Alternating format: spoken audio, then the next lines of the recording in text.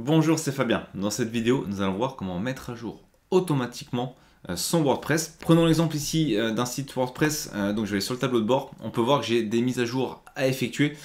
Pourquoi? Tout simplement parce que ça fait longtemps que j'ai pas été sur ce site. Des fois, si on a plusieurs sites, par moment, on va pas aller pendant quelques temps sur un site et on peut se retrouver à avoir pas mal de mises à jour à faire.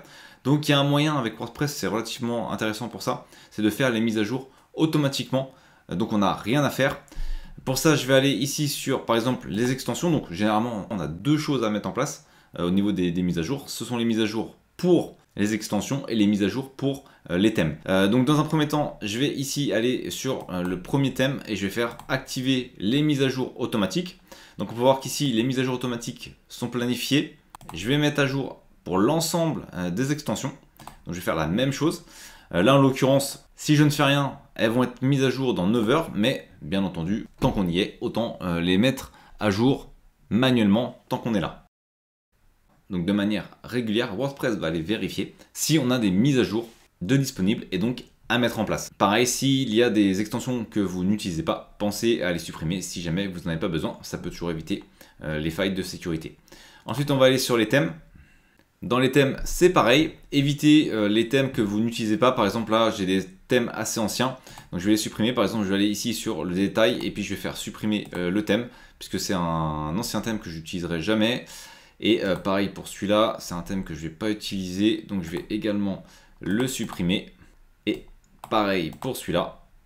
Voilà, donc supprimez les choses dont vous n'avez pas besoin et mettez à jour automatiquement les autres. Donc pour les thèmes, on va cliquer sur le thème qui nous intéresse et on va aller ici ensuite sur activer les mises à jour auto, terminer. Et je vais faire la même chose pour l'autre thème qui se trouve ici. Donc on passe sur le thème, on fait détail du thème et puis on fait tout simplement activer les mises à jour automatiques. Alors pareil, un inconvénient à faire les mises à jour automatiques, ça peut être par exemple de créer des dysfonctionnements entre je sais pas moi, des extensions qui seraient pas à jour et le nouveau thème qui serait à jour avec les dernières nouveautés de WordPress. Voilà, donc ça peut créer par moment des dysfonctionnements, d'où l'importance d'avoir des extensions qui sont régulièrement mises à jour pour éviter d'avoir des extensions par exemple qui seraient pas mises à jour, qui créent des failles de sécurité et peuvent créer des problèmes de compatibilité avec justement les éléments qui seront mis à jour. Mais bien entendu, l'idéal c'est donc forcément de mettre à jour donc les extensions que vous n'utilisez pas ou qui ne sont pas suivies en termes de développement. Ça peut être risqué de ce côté-là. Donc les mises à jour automatiques, c'est vraiment pratique.